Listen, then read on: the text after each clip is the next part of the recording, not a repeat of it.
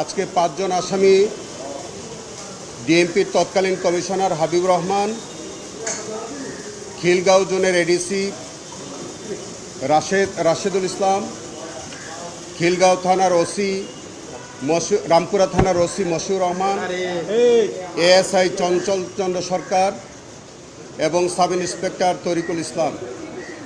এই 5 জন আসামির বিরুদ্ধে আমাদের আইসিটিবিডি কেস নাম্বার 3/2025 এই মামলাটির বিচার শেষে আজকে রায় প্রকাশিত হয়েছে। এই মামলার ঘটনায় 2 জন শহীদ হওয়ার ঘটনা এবং 2 জন গুরুতর আহত হওয়ার ঘটনা ছিল। এই মামলার মধ্যে তৎকালীন ডিএমপি কমিশনার হাবিবুর রহমানের একটি ওয়্যারলেস মেসেজ ছিল, যে ওয়্যারলেস মেসেজে তিনি তার অধীনস্থদের সকলকে নির্দেশনা দিয়েছিলেন যে যাতে এই বৈষম্য বিরোধী আন্দোলন ঠেকানোর জন্যে তাকে পায়ে গুলি করা হয়। মৌখিক নির্দেশনা ছিল কোমরে গুলি করার, বাস্তবে সকলকেই বুকে মাথায় গুলি করে হত্যা করা হয়েছে। এই মামলার অপর আসামি যে রাশেদ যিনি এডিসি ছিলেন, তার নেতৃত্বে 19শে জুলাই 2024 তারিখে রামপুরায় এই হত্যাকাণ্ডের ঘটনা ঘটে এবং তাদেরকে আহত হওয়ার ঘটনা ঘটে। চঞ্চল সরকার কার্নেশে ঝুলে থাকা আমির হোসেনকে নির্বিচারে গুলি করে। তিনি একটি ভিডিও বার্তায় উনি এই ঘটনা স্বীকার করেন। তারিকুল ইসলাম তিনি চঞ্চল চন্দ্র সরকারের সাথে এই আহত এবং নিহতদের নির্বিচারে গুলি করে তাদেরকে হত্যা করে এবং আহত করে। এই মামলার মধ্যে চঞ্চল সরকার তাকে গ্রেফতার করা হয়, তাকে গ্রেফতার করা সম্ভব হয় এবং গ্রেফতার হওয়ার পরে তিনি একটা এক্সট্রা জুডিশিয়াল কনফেশনাল স্টেটমেন্ট দেন এবং তিনি এই গুলি করার ঘটনা স্বীকার করেন। তার স্বীকারোক্তি অনুযায়ী তিনি আমাদের অন্যতম ভিকটিম আমির হোসেনকে কার্নিশে ঝুলে থাকা অবস্থায় তাকে গুলি করার অপরাধ তার বিরুদ্ধে প্রমাণিত হয়। সেই কারণে তার বিরুদ্ধে শুধু আমির হোসেনকে গুলি করার যে চার্জ সেটা প্রমাণিত হয় এবং তাকে সেই চার্জে তাকে 20 বছরের সাজা দেওয়া হয়েছে এবং অন্য যে চার্জগুলো ছিল, যেমন মায়া ইসলামকে হত্যা করার ঘটনা কিংবা আমাদের নাদিম মিজানকে হত্যা করার ঘটনা, বাসেত মুসা খানকে যে আহত করার ঘটনা, এই 3টি চার্জ তার বিরুদ্ধে প্রমাণিত না হওয়ায় এই 3টি চার্জ থেকে তাকে খালাস দেওয়া হয়েছে।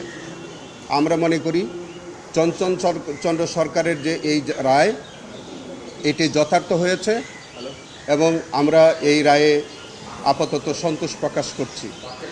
আমরা এই মামলার মধ্যে অপর যে আসামি কমিশনার হাবিবুর রহমান, এডিসি রাশেদ এবং রামপুরা থানার ওসি মশিউর, তাদের প্রত্যেকের বিরুদ্ধে সবগুলো চার্জ প্রমাণিত হয়েছে। যে চার্জ ছিল মায়া ইসলামকে গুলি করে হত্যা করা, নাদিম ইসলামকে গুলি করে হত্যা করা, মুসাকে গুলি করে আহত করা এবং আমির হোসেনকে গুলি করা, এই সবগুলো চার্জ তাদের 3 জনের বিরুদ্ধে প্রমাণিত হয়। সকল চার্জে তাদেরকে আজকের মাননীয় ট্রাইব্যুনাল মৃত্যুদণ্ড দিয়েছেন। এই অপর যে আসামি তরিকুল ইসলাম, তার বিরুদ্ধেও এই তাদের সহযোগী হিসাবে তারা তাকে এই হত্যাকাণ্ড এবং আহত করার যে অভিযোগ, যে চার্জ ছিল, সেটি প্রমাণিত হয়, তাকে যাবজ্জীবন সাজা প্রদান করা হয়েছে। আমরা মনে করি এই মামলার মধ্যে আমরা 14 জন সাক্ষীর সাক্ষ্য দিয়েছিলাম। 14 জনের সাক্ষীর সাক্ষ্য নেওয়া হয়েছে। 14 জনই ভিকটিম পরিবারের 4 জন সাক্ষ্য দিয়েছেন। এই মামলার মধ্যে আমরা ভিডিও বার্তা, যেটা ভিডিও ক্লিপ ছিল, সেটা আমরা আদালতে প্রদর্শন করেছি। ওয়্যারলেস মেসেজ যেটা হাবিবুর কমিশনারের ছিল, সেটা আমরা উপস্থাপন করেছি।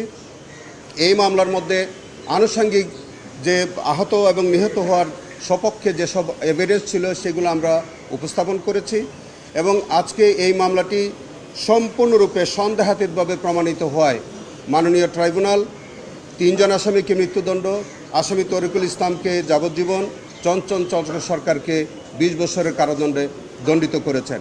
আমরা এই রায়ে মহান আল্লাহর কাছে আমরা শুকরিয়া আদায় করছি এবং আমরা মনে করি এই রায়ের মধ্য দিয়ে আমাদের শহীদ পরিবার এবং আহত পরিবার তারা ন্যায় বিচার পেয়েছেন বলে আমরা বিশ্বাস করি। মাননীয় ট্রাইব্যুনাল এই পর্যবেক্ষণ দিয়েছেন যে হাবিবুর রহমান কমিশনার অত্যন্ত দায়িত্বজ্ঞানহীনভাবে তিনি ওয়্যারলেস মেসেজের মাধ্যমে তার অধীনস্থদেরকে তিনি উস্কানি দিয়েছেন এবং এই হত্যাকাণ্ড এবং আহত নিহত হওয়ার ঘটনায় তিনি প্রত্যক্ষ ভূমিকা তিনি পালন করেছেন।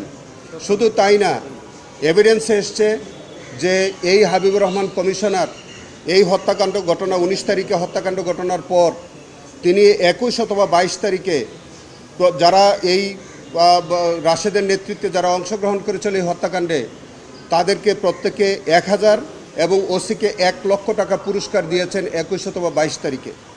এবং কত অমানসিক এবং বর্বরতা যে তৎকালীন সরকার এবং তার যে পেটুয়া বাহিনী এই হাবিবুর রহমান কমিশনার সহ আরও যারা এই দুষ্কৃতিকারীরা ছিল তখন তৎকালীন ফ্যাসিস্ট সরকারের আজ্ঞাবহ হয়ে তারা নির্বিচারে মানুষকে আহত এবং নিহতের ঘটনা তারা ঘটিয়েছে।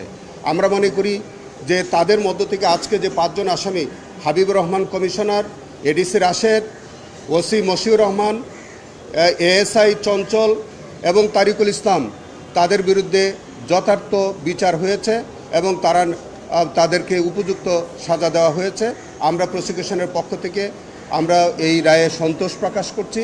আমরা মনে করি যে আমাদের যে শহীদ পরিবার এবং আহতর পরিবার তারা ন্যায় বিচার পেয়েছেন এবং তারাও এর একইভাবে আমাদের সাথে সন্তোষ প্রকাশ করছে।